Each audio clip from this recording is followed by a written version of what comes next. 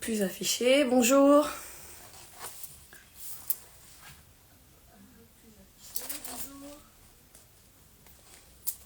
Vous m'entendez? Bonjour, bonjour, bonjour, Driss. Alors bonjour, TikTok, bonjour. Plutôt bonsoir TikTok et bonsoir Instagram. Comment allez-vous? Vous m'entendez bien? Dites-le moi s'il vous plaît si vous m'entendez bien. Est-ce que vous m'entendez? Très bien, merci Chir, merci beaucoup. Alors pourquoi je suis trop contente à ton avis? Ayoub, le Maroc a gagné. Donc évidemment que je suis contente. Hein. Donc le match, vous avez apprécié. Apparemment, je vais être honnête avec vous. J'ai pas regardé le match parce que ça me stressait trop. Je regardais que sur Google et voilà pour avoir le résultat final, pour suivre le résultat. Mais j'étais trop stressée pour regarder le match.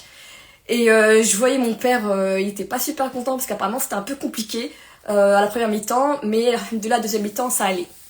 Et vous avez pu regarder le match ou pas? Victoire non méritée, oh là, ah ouais, t'es dur toi, direct. Victoire non méritée. Moi je sais pas, je suis neutre, j'ai pas vu le match.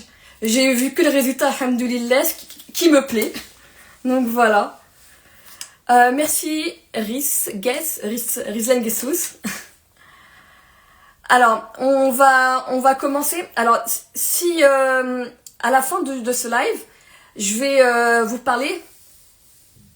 Oui, on a tous parlé du penalty, mais ça aurait fait quoi? Ça aurait fait égalité 1-1 et après il y aurait une prolongation, donc on sait pas encore qui a gagné. Un peu, j'ai quitté. Ok. Toi aussi stressé, donc c'est tout. Non, même Hakim aussi stressé. Bah comme moi, vous êtes comme moi, c'est normal. Voilà, quand on est trop sentimental, trop d'émotions et il faut pas se faire de mal. Faut pas se faire de mal. Et tant que le résultat est positif, c'est ce qui compte. Alhamdoulilah. Donc, en tout cas, je vous remercie d'être venu à ce live ce soir. Oui, ouais, je sais le penalty, je sais très bien. Malheureusement, heureusement pour nous. Hein. Voilà, malheureusement pour les Tanzaniens, mais heureusement pour nous. Alors, en tout cas, je voulais vous remercier pour ce live. Et comme je vous l'ai dit, à la fin de ce live, je vais vous annoncer quelque chose. Une petite surprise, même peut-être deux. On verra si le temps nous l'accorde. Et donc voilà, donc pour l'instant, je vais parler, comme je vous l'ai dit, de la CAN et du côté business. On parle toujours du foot. Mais avant tout, la CAN, c'est de l'argent. Je sais que c'est le foot aussi, mais c'est beaucoup une question d'argent. Et on n'en parle pas souvent. Pourquoi? Parce que tout simplement, il y a plusieurs raisons. La première chose, c'est que on va dire les acteurs principaux de la CAN sont la CAF et l'État. On dit pas de choix.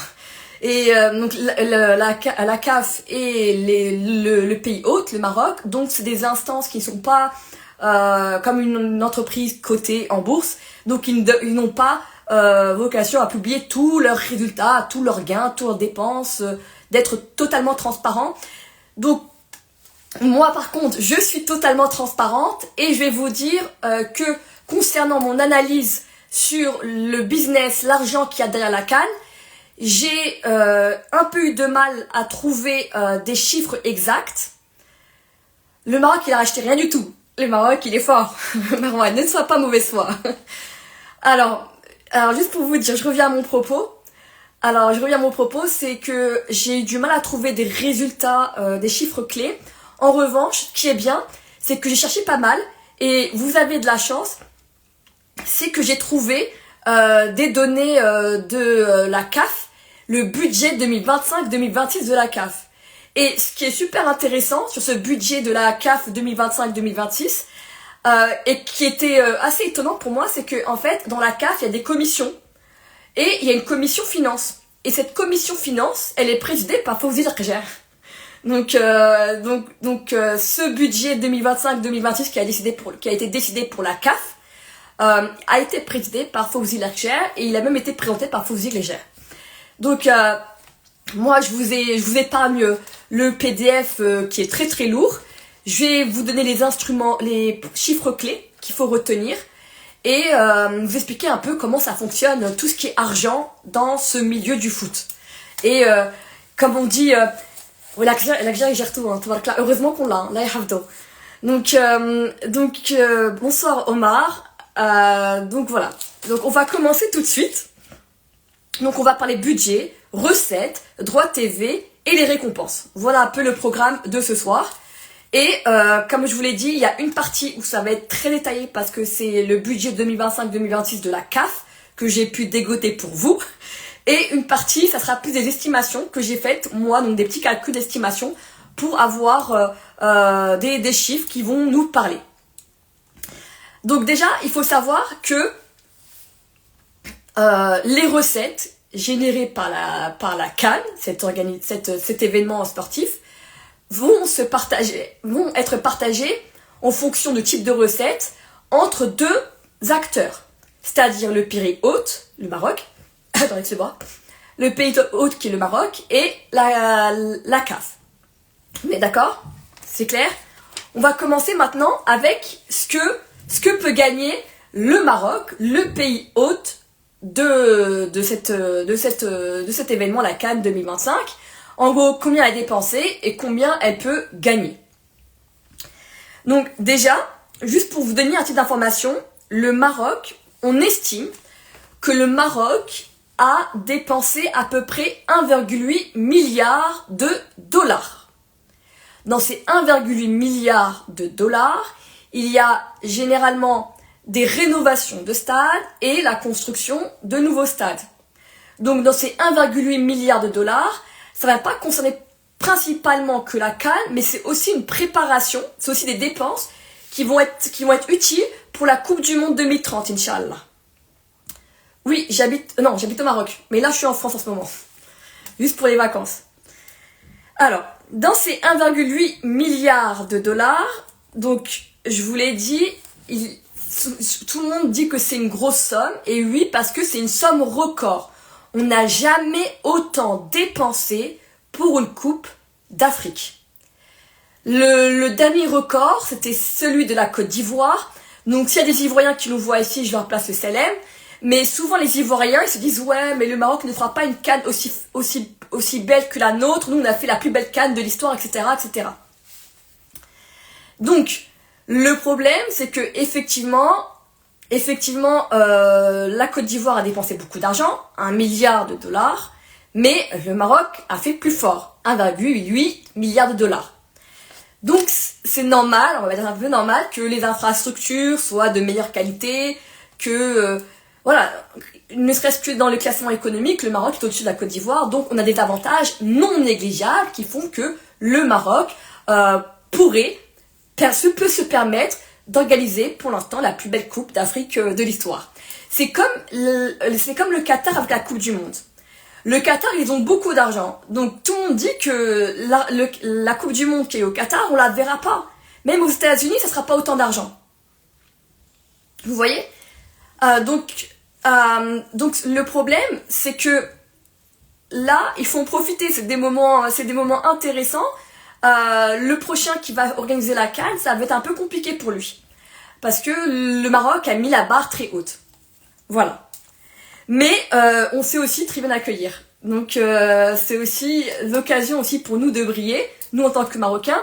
Donc c'est vrai qu'il y a pas mal de gens, notamment au mouvement de Gen Z, je sais pas si vous vous en souvenez, le mouvement Gen Z disait oui, mais on va dépenser beaucoup d'argent, mettez-les dans les hôpitaux, mettez-les dans les écoles et tout ça. Mais attention, cet argent-là, c'est de l'investissement. Donc derrière, il y a un return, il y a du rendement. Et donc le Maroc pense espérer gagner beaucoup plus. En général, entre 1,5 milliard de dollars et 2 milliards de dollars de retombées. Donc en fait, l'argent dépensé va être récupéré, Inch'Allah. Et ce qui est super intéressant, c'est que, Alors, oui, exactement, Anna, donc dans les 1,8 milliard de dollars, on peut pas dire que c'est que simplement la CAN parce qu'il y a des stades qui vont être utilisés pour la Coupe du Monde 2030, des infrastructures qui vont être utilisées pour la Coupe du Monde 2030. Donc c'est 1,8 milliard de dollars, c'est principalement pour la CAN, mais c'est aussi un budget de préparation pour la Coupe du Monde, Inch'Allah 2030. Et un petit bisou, Anna. Et donc, là, juste pour vous dire, donc il y a énormément de retombées qui sont attendues. Parce que quoi? Tout simplement, on attend entre 500 000 et 1 million de visiteurs engrangés par la CAN.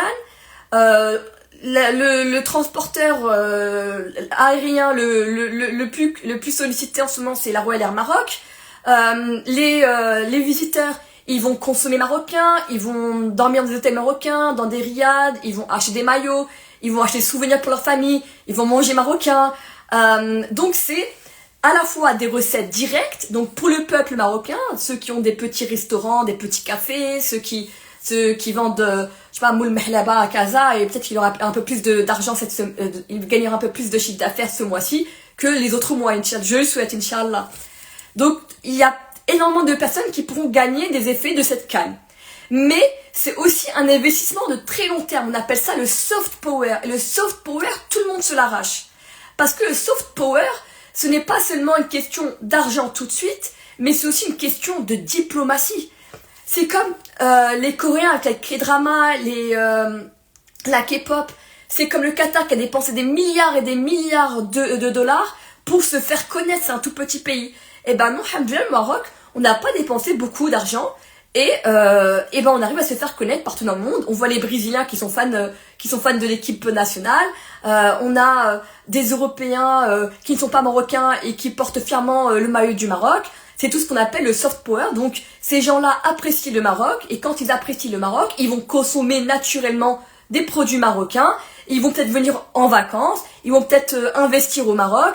Donc ce soft power, c'est de l'économie à plus long terme. Donc cet argent-là qui a été dépensé, Inch'Allah, et je le souhaite pour nous, il va être rentabilisé, et normalement, il va être bien rentabilisé. Voilà. Maintenant, concernant... donc comme je vous l'ai dit, si vous avez bien compris, j'ai parlé des recettes en dehors des stades. Mais qu'est-ce qui se passe dans les stades? Tout ce qui se passe dans les stades, toutes les recettes qui sont liées au stade, donc qui se passent sur le terrain, aux alentours, sur les tribunes, ça va directement à la CAF. Le Maroc ne reçoit rien. Le pays hôte ne reçoit rien. C'est l'argent de la CAF. Ça va directement dans les caisses. Le Maroc a aussi un gain supplémentaire avec les sponsors de la Fédération royale du Maroc. Donc la fédération marocaine va percevoir des sponsors, de l'argent de ses sponsors. Donc juste pour vous dire, parce que le Maroc, maintenant, il est monté dans le classement officiel de la FIFA, donc pas mal de personnes le voient, les maillots se vendent plus, donc la Fédération royale du Maroc s'est permise, et elle a bien raison de le faire, d'augmenter le ticket d'entrée de ses sponsors. Avant, pour être sponsor de l'équipe nationale du Maroc, il fallait payer entre 400 000 et 500 000 dollars. Et vous serez sponsor officiel de l'équipe nationale du Maroc. Maintenant, depuis que le Maroc fait de meilleurs résultats au foot, eh ben, ils ont... Reda, tu n'as rien à faire ici, s'il te plaît. Allah ya'anik, la alik, je t'invite à quitter ce live. Merci.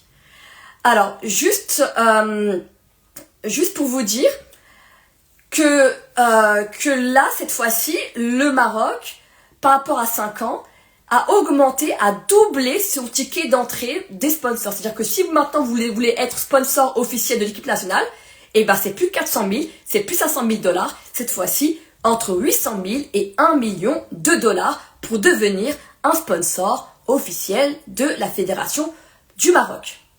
Ce qui est intéressant, ça veut dire que le Maroc plaît, et donc c'est un peu encore l'effet du soft power, le fait qu'on a dépensé pas mal dans le foot, et là maintenant, le Maroc commence à engranger les gains et les bénéfices de cet investissement. Ok? Donc ça, c'était la partie Maroc, et donc on a fait un quart d'heure, c'est très bien, et on va continuer cette deuxième partie avec la prochaine fois, Ola, que je te donnerai le lien modérateur, comme ça tu m'aideras pour bloquer ces gens, s'il te plaît. Merci en tout cas d'avoir proposé. Alors, si tu veux rester, Reda, à la fin, je te dirai mon avis sur tout ce que tu as dit. Parce que tu es très mal tombé, malheureusement. Alors maintenant, on va parler de la CAF. Alors la CAF, elle aussi elle va connaître des records de rendement et d'argent avec cette CAN. Donc tous ceux qui disent un peu les mauvaises langues, ah mais le Maroc il y a pas de hype, ah nanana, attention, ce que nous réserve la CAN cette année va battre tous les records. Et le gagnant de la CAN, c'est avant tout la CAF. Elle va gagner énormément d'argent. Ok? Donc là maintenant, si je regarde, moi j'ai regardé en fait le budget officiel de la CAF pour 2025 et 2026. Donc j'ai fait cette enquête et j'ai les résultats. Et je vais vous mettre à côté mes estimations.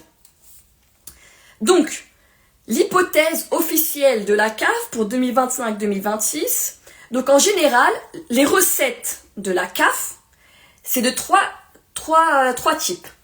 On a les droits TV, le sponsorship, donc le sponsoring, pardon, et la billetterie, ok? 3 sources de rendement. Naram Yassine, très bonne question, on pourrait répondre à la fin, Inch'Allah. Donc, comme je rappelle, donc la CAF, avec la CAN, elle a 3 moyens de gagner de l'argent. Soit avec les droits TV, soit avec le sponsorship, soit avec la billetterie. Selon les chiffres officiels de la CAF, les gens de la CAF pensaient, parce que ça c'était en 2024 que ces chiffres ont été faits, pensaient que les droits TV allaient apporter 40 millions de dollars. Ok, 40 millions de dollars. Là actuellement, parce qu'on n'a jamais vu ça, on n'a jamais vu une telle demande des droits TV pour la CAN. Maintenant, il y a les Japonais qui suivent la CAN. On a les Anglais qui suivent la CAN avec Channel 4 qui a demandé. On n'a plus que beIN. On a les Espagnols, on a l'Amérique latine qui suivent la CAN. Donc c'est devenu un événement mondial. Alhamdoulilah. Donc la CAN, ça intéresse pas seulement le continent africain, mais tout le monde entier. Donc il y a une dimension plus grande. Donc maintenant, il y a plus de rentrées dans les droits TV. Et donc les droits TV sont estimés, selon des proches de la FIFA, apparemment à 81 millions de dollars. Donc, si vous vous souvenez bien du chiffre que je vous ai dit, l'hypothèse de la CAF c'était 40 millions de dollars. Et là, on estime que les recettes vont être de 81 millions de dollars. Donc on va doubler par rapport aux hypothèses qu'on a faites entre 2025 et 2026. Pour la CAN seulement. Pour le sponsorship, la CAF, en fait, alors, pour les sponsorships, quand vous voyez les sponsorships, les bandeaux où c'est écrit Total Energy sur le terrain tout autour, ou quand vous voyez la pub juste avant les matchs ou la mi-temps, ça c'est les sponsors officiels de la CAF. C'est pas les sponsors du Maroc, c'est les sponsors de la CAF. Ils payent la CAF, ok? Donc là, les sponsors, l'estimation du sponsorship entre 2025 et 2026, c'était 126 millions de dollars. Ok? Et là, selon les estimations, on parle de 300 millions de dollars de recettes seulement en sponsorship. Parce que tout le monde veut sponsoriser la CAN, veut être vu dans la CAN, parce que la CAN est de plus en plus appréciée, de plus en plus suivie à travers le monde et pas seulement le continent africain. Donc, juste pour vous dire, on a eu un record du sponsorship de Total Energy. Comme vous savez, Total Energy, c'est le plus grand sponsor de la CAN.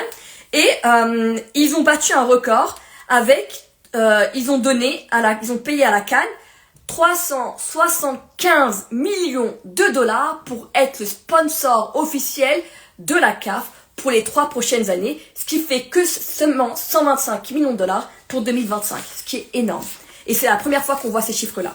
Donc là, encore une fois, on a plus que doublé les hypothèses qu'on avait à la base. Et pour vous dire, initialement, on avait pas mal de sponsors. Donc on avait Visa, je sais plus encore d'autres sponsors. Mais là, maintenant, on a pas mal de nouveaux sponsors qui vous parlent. Parce qu'on a Bell pour la vache qui rit. On a Danone, donc tout le monde connaît Danone et la Bell et la vache qui rit. Mais on a aussi Royal Maroc comme nouveau sponsor. Et on a aussi les eaux minérales Woulmes avec Sidi Ali qui est l'eau officielle pour la CAN. Donc même les Marocains, ils mettent de l'argent pour être sponsor. Et on a même l'OCP parce que j'ai vu l'OCP dans les banderoles. Mais je pense que l'OCP c'était ancien. Et ce qui est nouveau aussi, c'est que on a maintenant des Chinois qui veulent sponsoriser la CAN et donc qui veulent apparaître. Et donc on a Appsonic et Midea.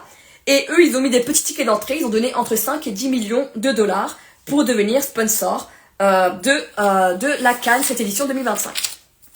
Ok? Et ensuite, pour finir, c'est la billetterie. Alors, la billetterie, la CAF a estimé... franchement, Reda, continue à déverser ta haine. Je sais d'où tu viens. Et juste à dire Sahara Maghrebiya. Et Allah al-Watan al-Malik. Voilà. Donc, la billetterie. On a 19 millions de dollars qui ont été estimés d'entrée parce que, en fait, tous les billets qui ont été vendus n'iront pas au Maroc, au pays hôte, mais les recettes iront à la CAF. Encore une fois. Ok?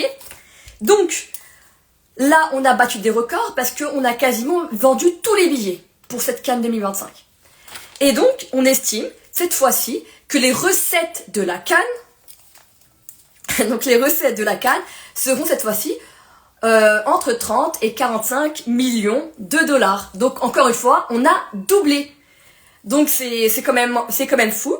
Donc, pour le total, donc l'hypothèse de la CAF, du budget de la CAF officiel 2025-2026 est de 192 millions de dollars de recettes. Et là, on pourrait tourner vers les 400 millions de dollars de recettes. Et ça, c'est un record historique pour la CAF. Donc ça, c'est magnifique. Et ça montre que il y a énormément de hype au Maroc et que la CAN plaît. Mais c'est pas... Moi, pour des raisons personnelles, et je vous le dirai peut-être à la fin si vous êtes chanceux, je suis en ce moment en France pour quelque chose, je prépare quelque chose qui me tient vraiment à cœur. Et juste pour vous dire, en France, il y a aussi cette envie de suivre la CAN qui est de cette ferveur, notamment par la diaspora africaine. Et donc même, il y a des retombées économiques, même dans d'autres pays comme la France, parce qu'il y a beaucoup de diaspora africaine en France, et donc il y aura aussi des retombées, notamment économiques de la CAN, qui pourront bénéficier aussi à la France, tout simplement. Et donc je trouve ça super joli. Donc voilà. Et encore une fois, je voulais vous dire que entre les sponsors et à la billetterie de cette édition, la CAN 2025 au Maroc, elle sera supérieure aux 4 dernières éditions réunies. C'est fou, hein. Donc voilà. Donc ça c'est les chiffres qui ont été estimés, les chiffres officiels de la CAF. Donc on va y avoir un petit mix parce que c'est difficile de trop trouver. Et sinon, on va parler maintenant cette fois-ci de ce qui se passe plutôt des gains. Cette fois-ci au niveau des joueurs et des sélections.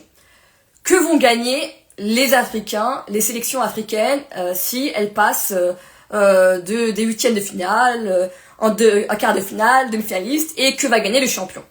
Donc là déjà, pour une fois, c'est la première fois que le gagnant va gagner à peu près 10 millions de dollars. La dernière fois, pour la Côte d'Ivoire, c'était 7 millions de dollars. Là maintenant, le gagnant gagnera 10 millions de dollars. Un record encore une fois. Comme je vous l'ai dit, cette CAN 2025 édition Maroc sera la CAN de tous les records, y compris pour les gains pour les sélections. Alors, le champion, comme je vous l'ai dit, gagnera 10 millions de dollars.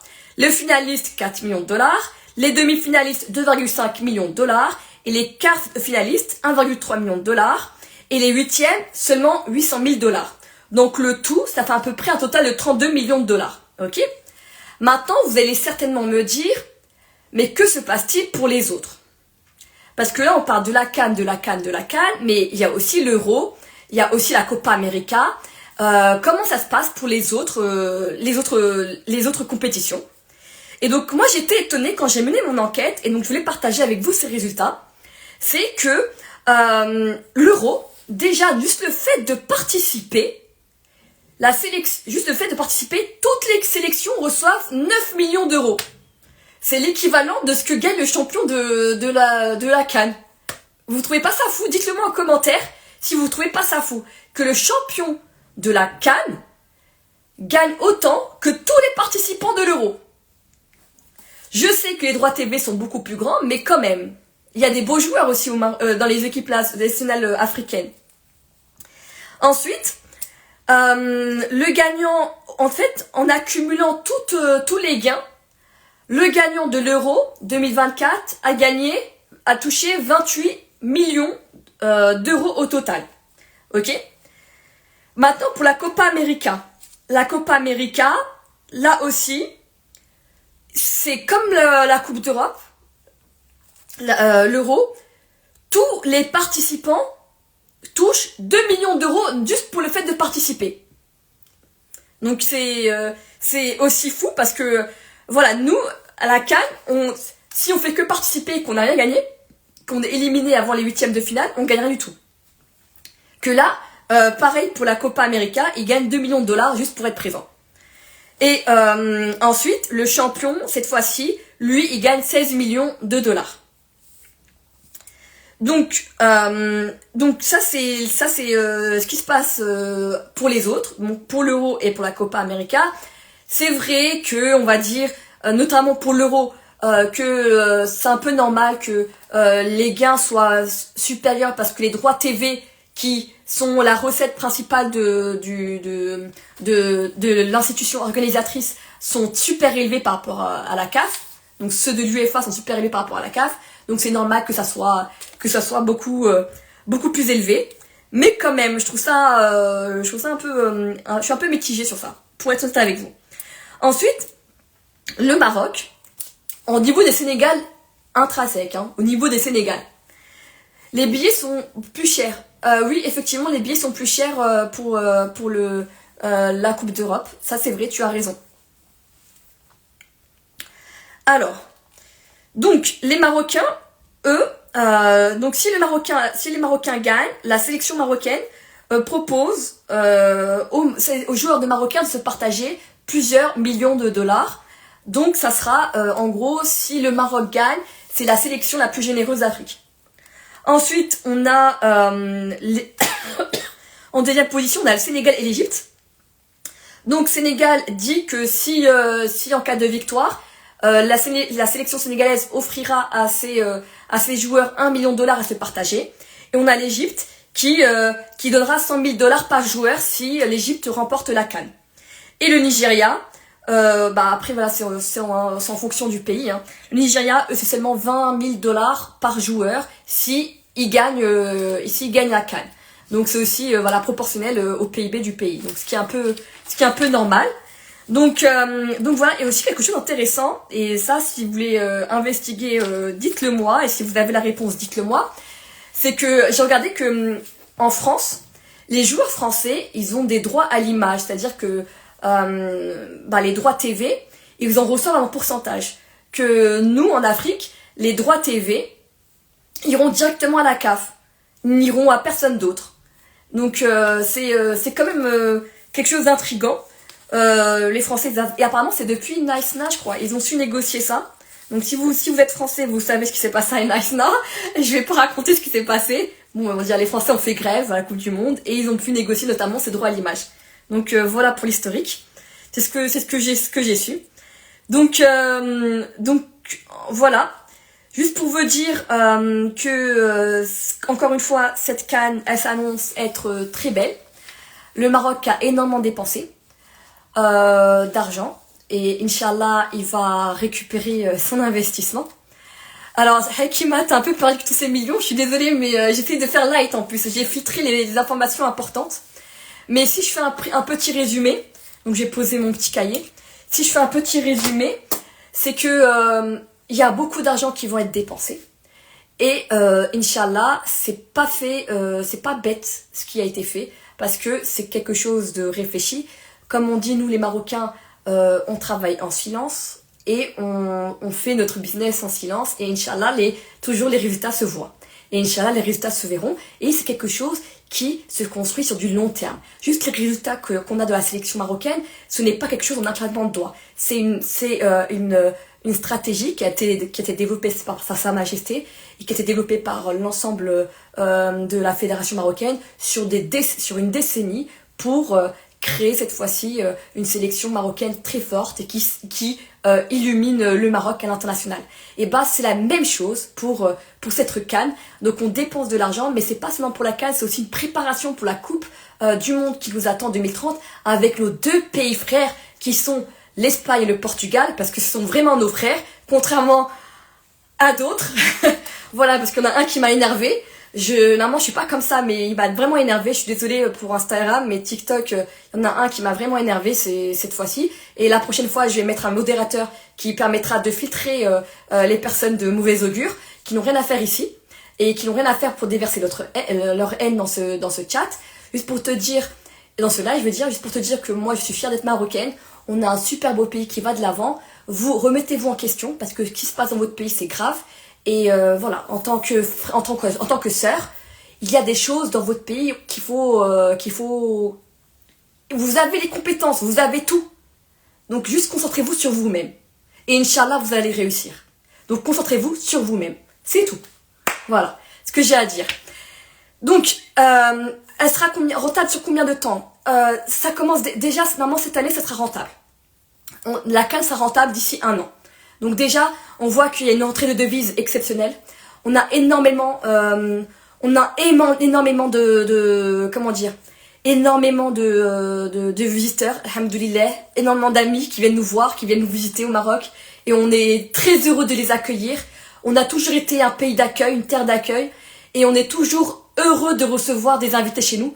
C'est culturel chez nous, c'est intrinsèque à notre culture, et on adore partager notre culture, on adore partager ce qu'on a.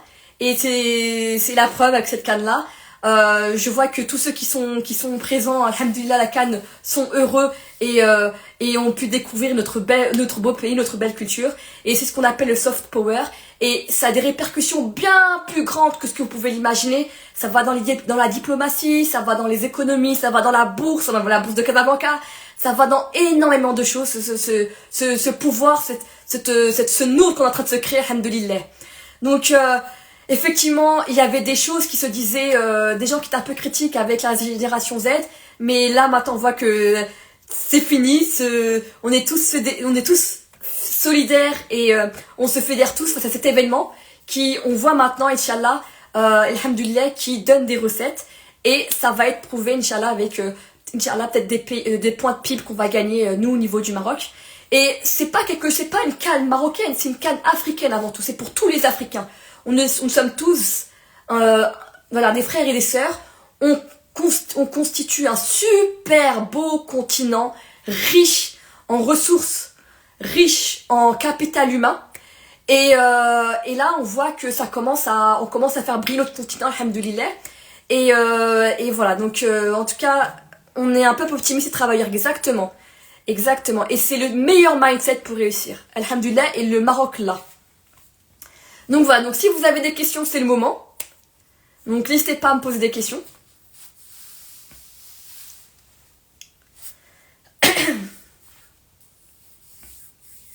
Donc il y avait une question, c'était sur la bourse de Casablanca. Donc sur la bourse de Casablanca, il y a déjà eu des projets qui ont été construits, etc. Des sacs qui ont été construits, des appels d'offres et tout. Et donc ça s'est déjà vu dans les cours des actions, dans les cours de la bourse de Casablanca, qui a déjà pris un certain niveau. Donc ça c'est ce qu'on peut dire de manière pédagogique, ok? Encore une fois, ce n'est pas un conseil financier, je reste dans la pédagogie. Est-ce que dans le futur on verra encore des retombées économiques? S'il y a des retombées économiques claires et significatives, donc peut-être on les verra aussi dans la bourse de Casablanca. À quel niveau, quel secteur, ça je n'en dirai pas plus. Donc voilà. Encore une fois, je donne des conseils pédagogiques et éducatifs sur la finance. Effet de levier. Un effet de levier. Alors, j'ai pas très bien compris. Effet de levier. L'effet de levier, c'est tu fais de l'effet de levier en bourse, tu peux en faire. Mais c'est comme de la dette. Hein, c'est tu investis plus que ce que tu as. Si c'est ta question, Agence Adil. Merci Zeki. Je passe salam à tout le monde. Pour la bourse, oui. Alors, Mona Linkenti. Alors, pour la question de la bourse et l'effet de levier. Donc, un effet de levier, c'est quoi? C'est tu fais 1 x 2, 1 x 5, 1 x 6. Donc, imaginons que tu as que 100 $ et tu veux investir sur, je sais pas moi, sur le Bitcoin. et bah tu peux acheter que l'équivalent de 100 dollars en Bitcoin. Avec l'effet de levier, tu peux faire 1 x 2, 1 x 7. Donc c'est-à-dire que ton exposition théorique, elle est, quand tu fais 1 x 2, c'est-à-dire que tu achètes 200 dollars de Bitcoin, mais à la base tu n'as que 100 dollars de Bitcoin, t'as que 100 dollars. Donc en fait, le broker te prête 100 dollars, théoriquement on va dire. Donc les gains c'est 1 x 2, mais les pertes c'est 1 x 2 aussi. Donc c'est risqué. Donc quand tu es débutant, ne fais pas d'effet de levier. En plus, l'effet de levier, moi, je refuse l'effet de levier pour moi, parce que l'effet de levier, c'est du riba. C'est un prêt d'argent, c'est du riba. Voilà. Donc ça, c'est... Merci Hamza, merci beaucoup. Donc encore une fois, ça c'est mon avis sur l'effet de levier. Donc je n'entre pas trop dans les détails, parce que c'est quelque chose que, personnellement, je ne fais pas. Je faisais avant quand j'étais trader, mais pour des questions professionnelles. Mais j'ai décidé de m'éloigner de ça pour l'instant. Et du coup, j'en refais pas. Écoute, je suis super fière de mes oreilles, alhamdoulilah. Juste pour te dire, Reda, parce que j'ai vu que t'étais vraiment très assagi cette fois-ci. Alors, je pense que tu es algérien. Et juste pour te dire, moi je suis sahraouia et marocaine surtout. Et Sahara Maghrebiya. Je parle de riba parce que le Maroc est un pays musulman. Même pas le Maroc est un pays musulman, le Maroc est un pays de droit. Tu fais ce que tu veux au Maroc tant que tu respectes la loi.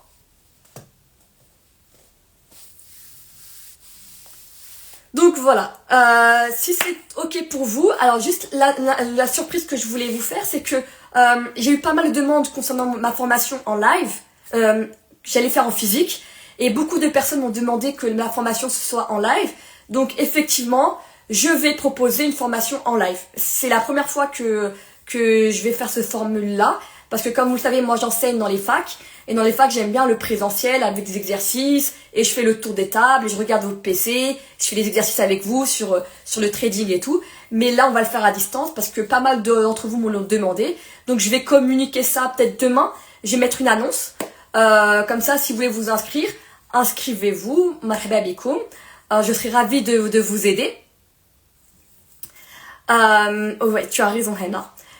Donc voilà, et aussi peut-être que je serai un peu absente, mais j'avais hésité à communiquer avec vous sur ce que je prépare, parce que c'est quelque chose de très personnel que je vais faire en famille, et finalement je me suis dit que je vais peut-être communiquer, peut-être faire un mini vlog pour vous, et faire des petits, vous présenter ça, parce que parmi mes amis, parmi vous, il y a pas mal de personnes qui sont pas de confession musulmane et qui me posent la question de ce que je vais faire. Et donc je me suis dit c'est l'occasion de vous expliquer. Donc voilà, donc je vais essayer Inch'Allah de vous expliquer un peu plus ce que je fais, ce que je vais faire cette semaine. Il y a des parties que je vais pas vous montrer parce que voilà c'est vraiment personnel, que je vais garder pour moi. Mais j'essaie de vous expliquer un peu plus ce que je compte faire, Inch'Allah, la semaine prochaine. Voilà. En tout cas, peut-être mercredi, je pars, Inch'Allah. Voilà. Donc, je vous souhaite une excellente soirée. Je vous remercie beaucoup. Dima Maghreb, encore une fois. Et Dima le continent africain. Écoutez, que le meilleur gagne. Nous, on est comme ça. Au Maroc, on dit que le meilleur gagne. On prête que des good vibes. Voilà, exactement. Donc je vous souhaite une excellente soirée. En tout cas, merci à vous d'être ici. Merci à vous pour ce moment. Et merci à vous de me suivre, de me donner la force en partageant, en vous abonnant. Et je vous souhaite une excellente année. Plein de belles choses, que ce soit personnel et professionnel. Et voilà, que Dieu vous accorde tout ce que vous souhaitez, Inch'Allah. À très bientôt. Bye.